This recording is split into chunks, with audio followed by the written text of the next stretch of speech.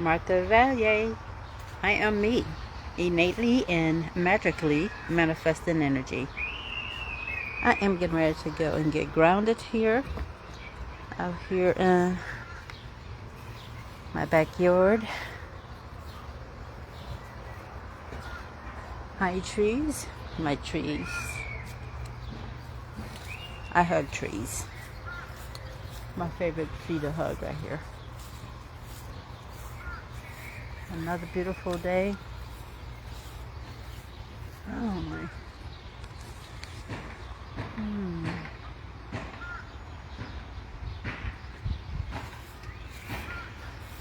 I'm gonna sit out here and get some sun and some whatever I need to pull from the earth by sitting and grounding myself.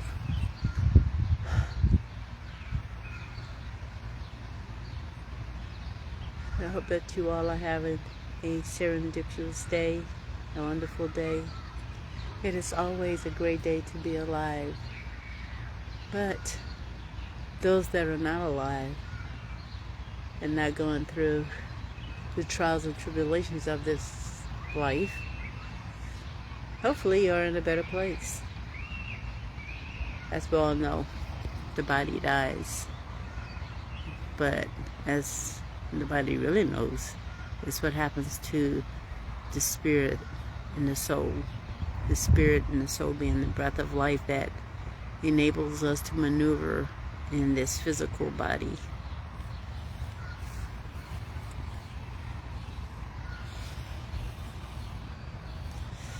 There's a lot of things to ponder. I've been watching this, they call it a movie, but it's not really a movie. It's more of a documentary that someone came up with. You know, we can all speculate. We all have our stories and our beliefs, our knowings. But for the most part, nobody really knows anything about anything. Everybody that can get somebody to believe what they're saying are great storytellers. I mean, I say they're great storytellers is because, for the most part, a good example of that is scientists saying that the sun or the moon is so many light years away. Like, first off, how do you know what a light year is? And how can you measure the distance between here and say the moon? I mean, they're great storytellers anyway. So you can't believe everything that you hear. And half of the time you can't believe half of the things you see. Because what I'm looking at and what you're looking at might be totally different. A good example of that is the number 69. If I'm standing one way and you standing the other, well, not the number 69, the number 6, let's put it this way. If I'm standing at the head of the 6 looking down, it look like a 6. If I stand up at the bottom of the 6 looking up, it looks like a 9. So it's a matter of perspective and the angle that you're coming about to come to a decision. Anyway,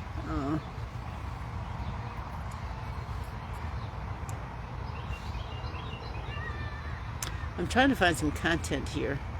There's just so much stuff that's in my head, and bringing it into fruition is kind of challenging today. There's just so much that I want to talk about. One of these series this movie is what I was talking about, called Samadhi. And it's not really a movie, it's just somebody's perspective on different things. And one of the things that resonates with me is the part where, let's say that everybody in this world have a different perspective of what religion is. You know, Catholic, Muslim, Jehovah's Witness, Buddhist, etc., etc. And watching Samadhi, it made me have a better understanding of religion. And that's just one thing. I mean, you can use this for almost anything. But the analogy that was used is an elephant. It's an elephant and blind people. Okay, let's say that the elephant is religion, or the elephant is life in general. And let's say the blind people are the different cultures or different societies or the different religions. And the blind people touches different parts of the elephant. Like one blind person might touch the trunk and of the elephant and say, oh, it's a pipe. Or another blind person might touch the elephant ears and say, oh, it's a fan.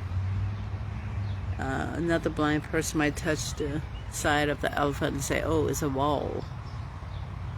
Yeah, well, you see where I'm going. So each blind person, when they touch the elephant, whatever part they touch, they have an analogy or an understanding in their mind what it is. But it's just an elephant. It's just that since the blind person can't see the whole elephant, to say, oh, it's an elephant, by touching a part of the elephant, they come to a conclusion of what they think it is. You know, our perception of something, when we only look at a part, you know, we only feel a part of it. We don't see the whole.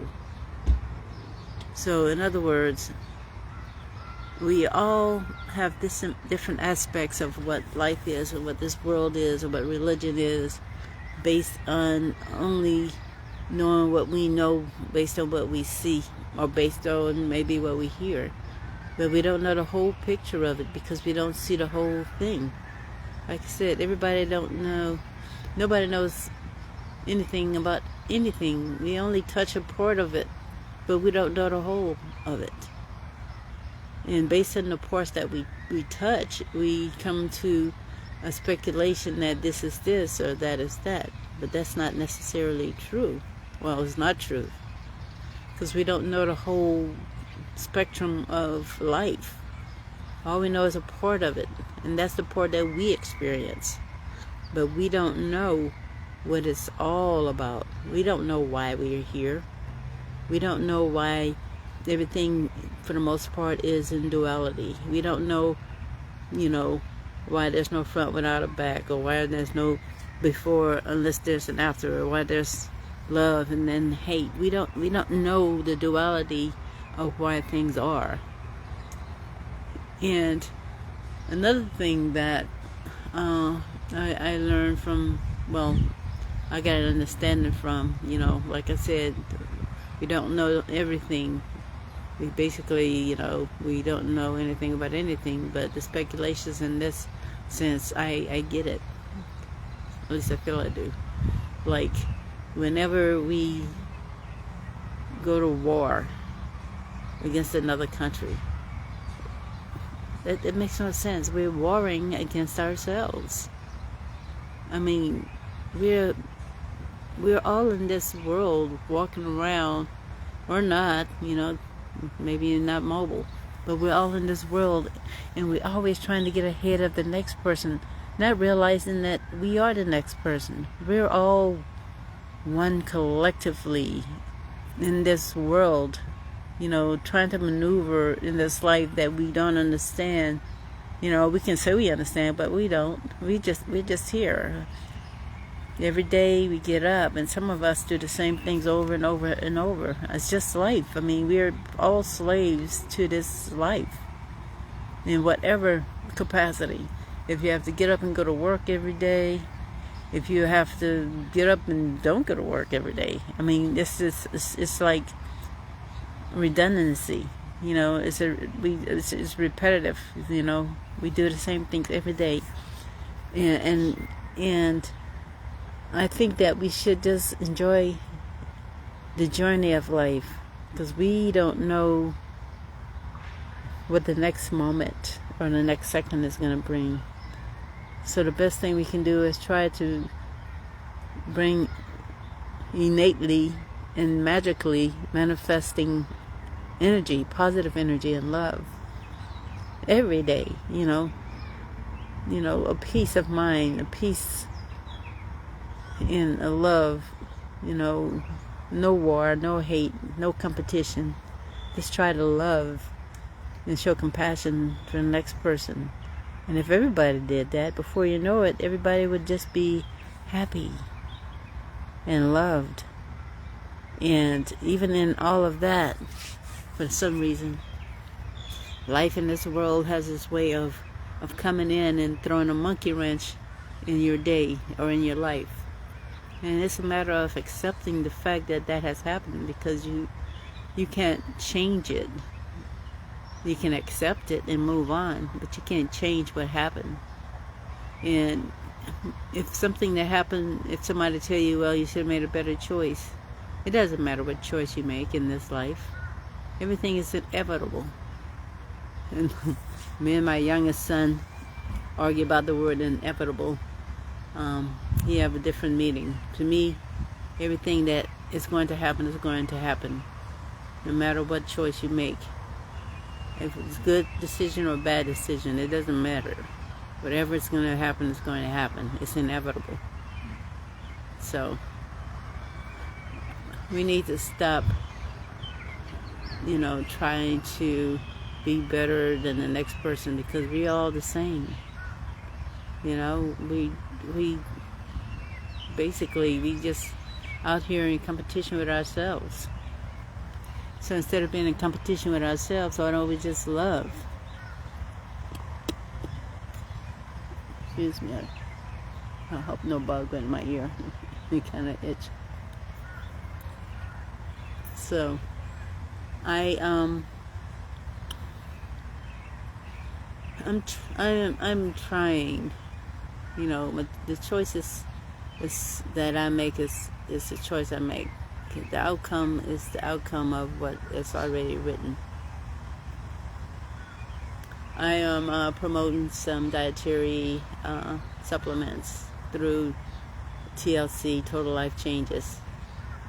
And for the most part, I drink the tea. I have 1 pack of instant coffee left. The instant coffee comes back your appetite. That's what I really need, because I love to eat. And I'm promoting this supplement. And it's up to you. Of course, it's up to you whether or not you want to take them or not. But I'm not really in it for the money. I won't mind having some extra money, but I'm not really in it for the money. I think that this is part of my life journey, in whatever capacity it is. This is something that happens to be along my conveyor belt, if for lack of a better way to put it. Our life is like a conveyor belt. And as you go through the conveyor belt, whatever obstacles or smooth sailing that's on that conveyor belt is what you're going to experience. So, Total Life Changes came on my conveyor belt. So I'm taking the products as I go along in my life's journey on my conveyor belt. And I'm promoting it, and you're on your conveyor belt, and you're going to make a decision whether or not you want to try it or not, or you're just going to keep it moving, which is another one of my sayings, keeping it moving. And that's all you can do, is keep it moving. You can't change anything. I mean, if I had one person buy a product from me, I'd probably be elated and happy. If I had a lot of people buying my products, I would be overexcited and happy as well. However, if nobody buy the product, I'm not mad at you, and I won't feel no type of way. This is just another part of my life journey. And if you happen to or happen to not indulge or try the products, I'm okay with that, because it's your life journey. I'm not judging nobody. I'm not even judging myself. And speaking of which, my memoir is coming out. I'm trying to get it out before the end of August. It's called Don't Judge Me. I Have Lost Myself in Love. And that was part of my conveyor belt in my life journey when I was a teenage girl, green behind the ears, been no better, gone through some changes. Nobody in my family, nobody knew what I was going through. But it's all spilled out in this book. Don't Judge Me. I Had Lost Myself in Love.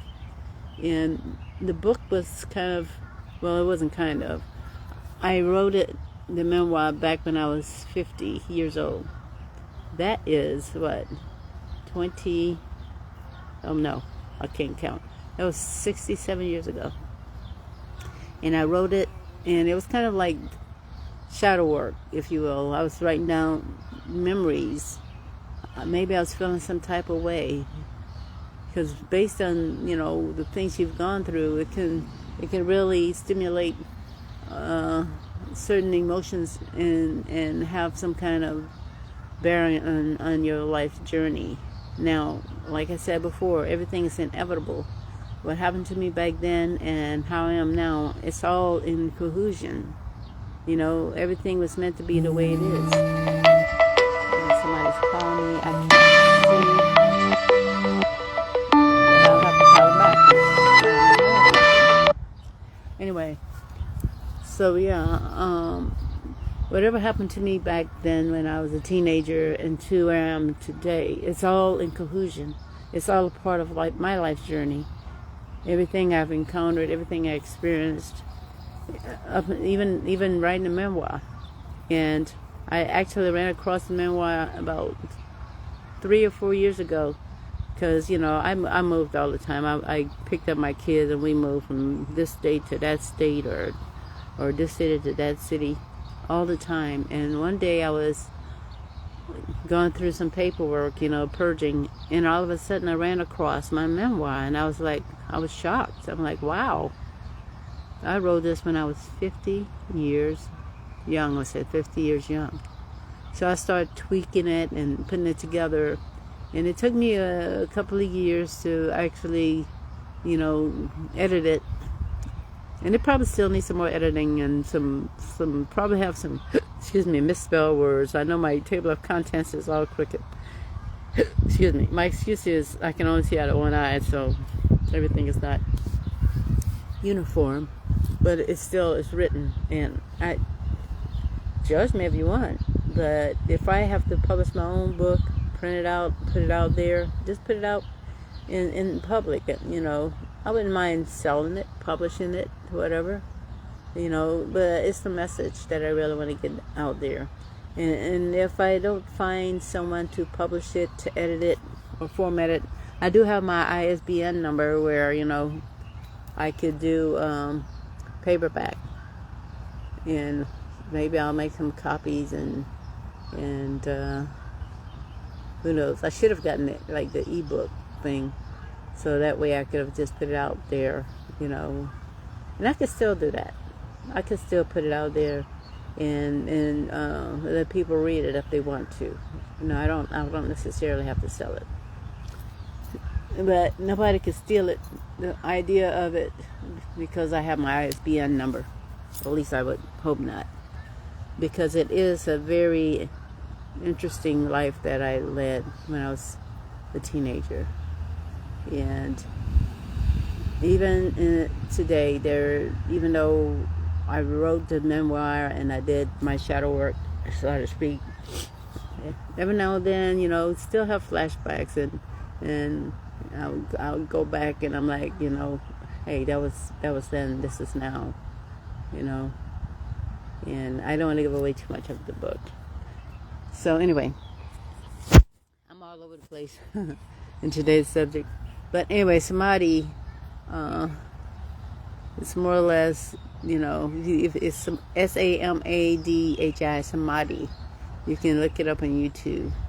It's very insightful, and a lot of things is talking about resonates with me.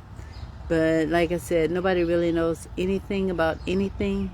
We can only speculate, but there's a lot of things out there that I'm sure that some of us can relate to, and others won't, So you use your own judgment based on the things that you hear and see. Remember, everybody is a great storyteller, and some people tell some great stories until we believe it.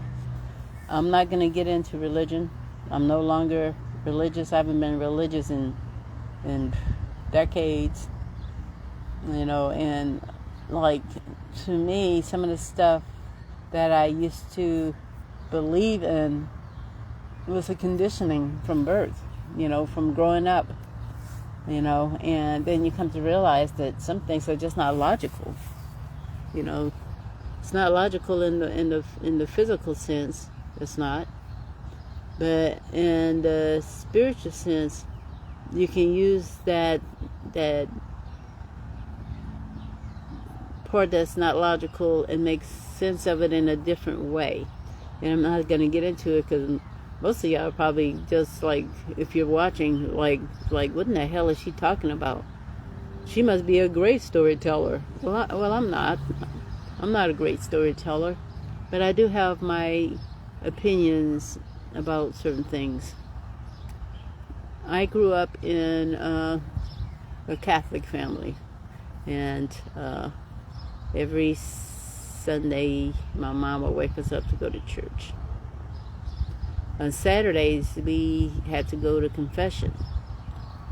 And for those of you who are not Christian or Catholic, confession means that you go into a little booth and there's a wall, a thin wall, or maybe a little window that separated you from the priest. And he would open the window, or he would, like, through the little curtain thing, ask you, he wouldn't ask you anything. You would get in, then you get on your knees and you say, "Bless me, Father, for I have sinned. This is my confession." Now, for the most part, I didn't have nothing to confess. So, from the get-go, they had me lying.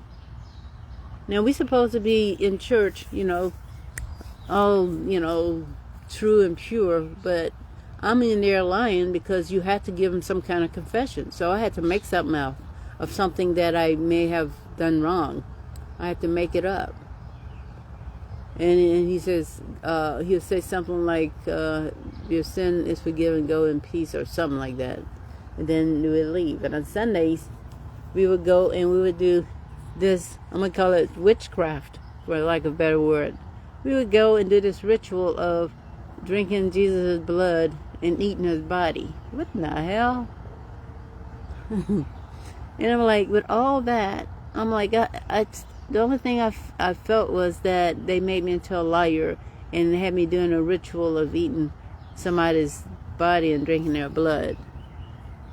Eventually, Mom, I love you, but eventually Mom would come to wake me up to go to church, and I would refuse to get up because I wasn't into it. I wasn't buying into it. I didn't believe it. It didn't resonate with me. So I became a Jehovah's Witness for a little while. I became a Muslim. I explored different religions. And still, none of that really resonated with me. I mean, I still couldn't understand what makes your religion better than the next religion. It's like that elephant synopsis I gave earlier. We don't know the whole picture of everything. So we're like blind people touching a part of an elephant and making it, not knowing it's the whole thing, touching the tail and thinking it's a rope, or touching the trunk and thinking it's a horn, or touching the side of the elephant and think it's a wall, touching the ears and thinking it's a fan. That's part of something that's whole, but we don't know that it's a whole thing. We just know certain parts, right? So I got out of religion altogether. Matter of fact, my youngest son, when I was in church, I had gone back to church, even though I had stopped going when I was like younger, But when I got a little older, I got back into the church, and I started making my kids go to church. Then my youngest son became defiant, like I did with my mom. And he says, "Mom, why should I go to church and worship Jesus as a Catholic? Jesus was Jewish. That's two different religions, first off." And I'm like, oh, he's right. They do say that Jesus was Jewish, but we do worship him as Christians. So that is two different religions. So then I started to think, we're being mind fucked, excuse my language. We're being taught different things, and if we don't have our own discernment to distinguish the difference, then we're caught up in it, right? So again, I've sat back and I'm like, he's right, and I'm not resonating with these people. It seems like it was the right thing to do because there's something missing. And what was missing is me understanding that religion is a construct that was given to us to enslave our minds, to make us realize, well, not realize, to make us forget who we are. Now, parts of the Bible, the part that was not taunted with, would say that we are the sons and daughters of God. That I can believe. And if we are the sons and daughters of God, then we are God's. And we have to accept that fact. You can call this a great story if you want. But I resonate with the fact that we are God's. When I was younger, I used to say that we were demigods. And to this day, I have no idea at a young age how I came up with the word demigod. Demigod is like being like God. I'm like, I may have been like, what, 6, 7, 8 years young? And I'm like, I'm a demigod? Okay. I think I've always been God. You've always been God. We've been dimmed down to believe that God is outside of ourselves. Like the people that pray for something to happen. They say they're praying to God. Yeah, they're praying to themselves. They're making themselves do certain things in order to accomplish certain things. You know? We're all gods. We are the generator, observer, and destroyer. I think is the words that some storyteller called God. And for the most part, you know, the word God was created, I guess, like all words were created. I think, well, I don't know, I'm speculating now, but I think everything was done in frequencies and vibes. I mean, I could walk into a room or I could sit next to somebody and they don't have to say a word to me, but I can read them. I can read their vibes. I can know what they're thinking. I can know how they're feeling. You know, I can know if they're a good person or a bad person. And that, to me, is God qualities. I don't know if everybody can do it, but I can. Years back, I'm going to say about 8, 9 years ago, I used to go to this bar. And there was an outside patio. We'd be sitting out there having our drinks. I don't drink anymore. Well, every now and then I have a glass of wine. Yeah, or non-alcoholic beer. But anyway, we'd be sitting out there, and I don't know what we were talking about. I probably was high. I used to smoke a little bit. Not much.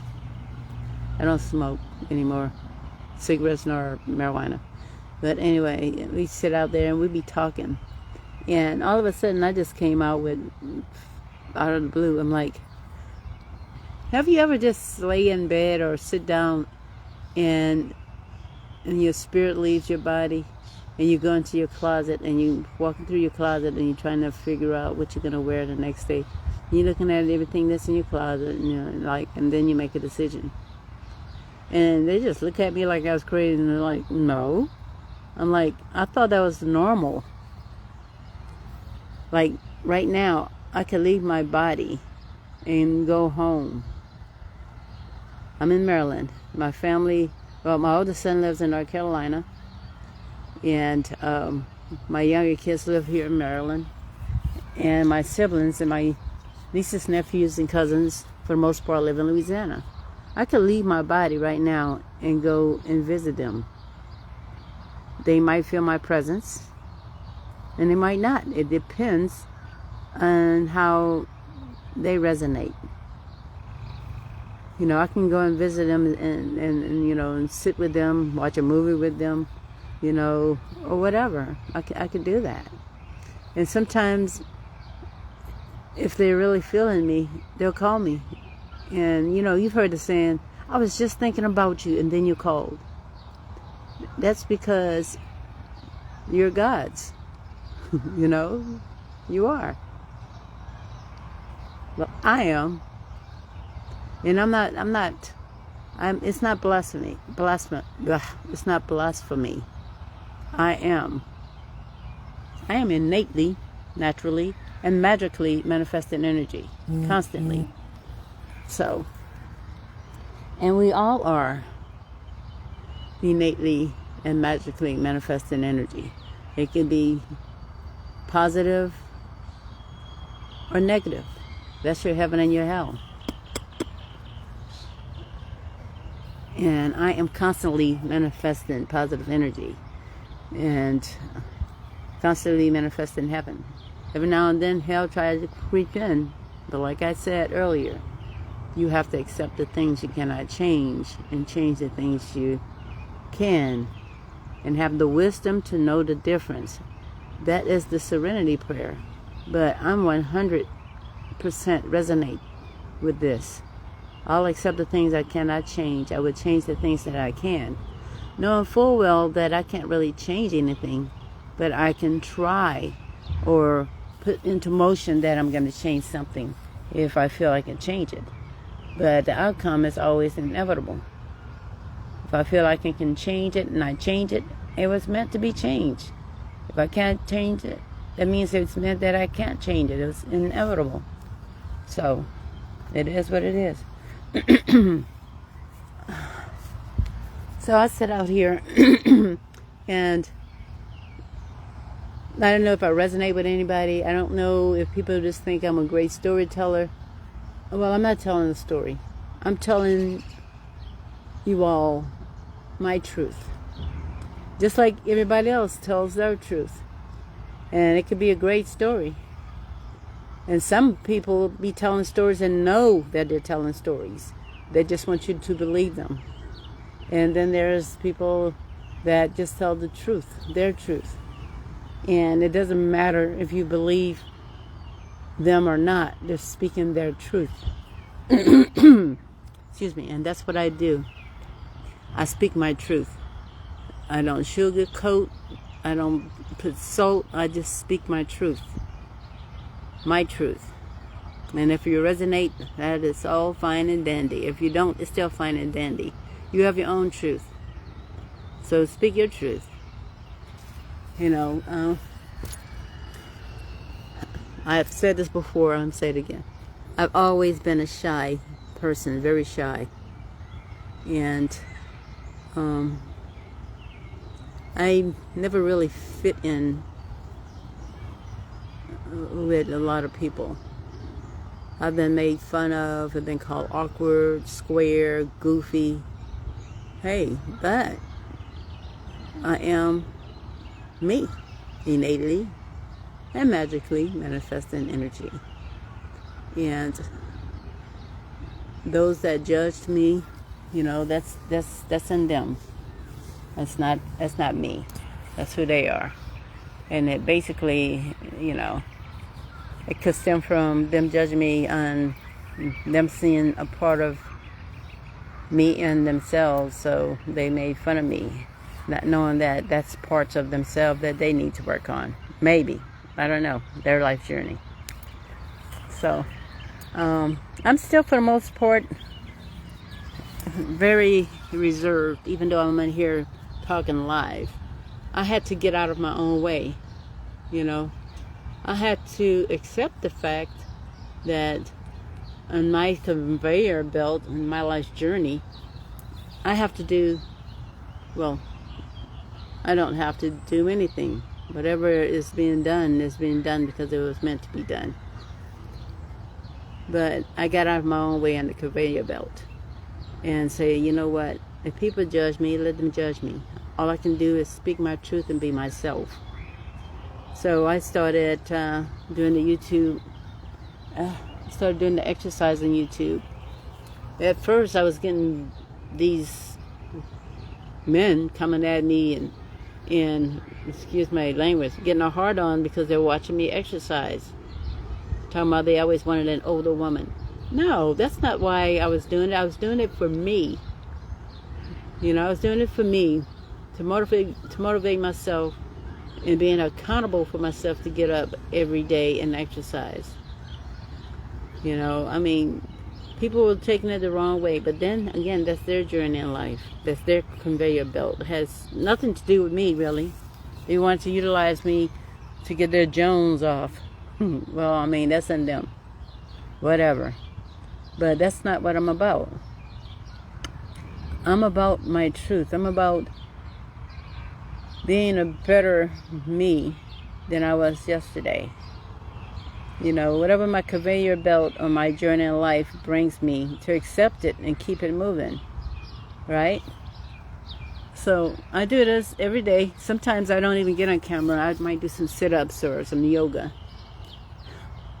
Because I feel that, you know, like I tell you, I can feel vibes. Sometimes I feel that people feel that I need them to watch me. I mean, I enjoy the fact that people might resonate with me, you know, during my exercise videos or even on this video.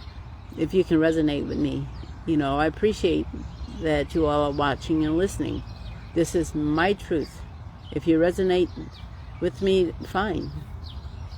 Just continue in your truth. But I don't get in here every day like I used to. Now, I have a product that I'm trying to push during my life's journey. Try to keep it moving. And like I said, it doesn't matter. You can purchase or not. I'm giving my message about, you know, losing weight, stopping that bloating, the inflammation, and getting the toxins out of your body. And it's up to you whether or not you choose to purchase a product from me, from TLC, Total Life Changes, or Rise, or any other platform that is promoting weight loss and bloating and all this stuff. It's up to you. It's your life journey. Do what you need to do for you. Purchase my products if you want. Don't purchase if you don't want. It doesn't matter. It's up to you to keep it moving, to get your body together. And you know, if you get your body together, then your mind and your spirit becomes elated and excited. You know, like, wow, I kept it moving. That's my saying. But however you keep it moving, exercise, dietary supplements, whatever. Mine is on the Total Life Changes. I'm gonna put my I have been putting my website out there if somebody want to purchase from me. But like I said, it's all about you. If you want to purchase from me, do. If not, purchase from someone else. If you choose not to do the supplements, then exercise. Get your body moving. Keep it moving. Slow down on your eating. That's something I'm still battling. I eat a lot. The Delgado coffee that I drink helps me to curb my appetite. But it's still up to me to make a decision to put that last bite down. You know, I'm on the small side. I'm still working on getting rid of this belly. However, if I would put that last bite down sometimes, things would be much better. It'd be moving faster. But I keep it moving anyway. You got to do what you can for yourself. You know, lift your legs every now and then. Lift. Stretch them out. Move those arms. Move your head. Move your body. Dance. Get up and dance. Dancing is a good form of exercise. Get up and dance. Sit in your chair and dance. Move your head if that's all you can move. Maybe eventually it's going to, you know, go down to the rest of your body. Just keep it moving, you know. I can't really see if anybody's on. I don't even know if I'm still on because Facebook has this way of doing this thing.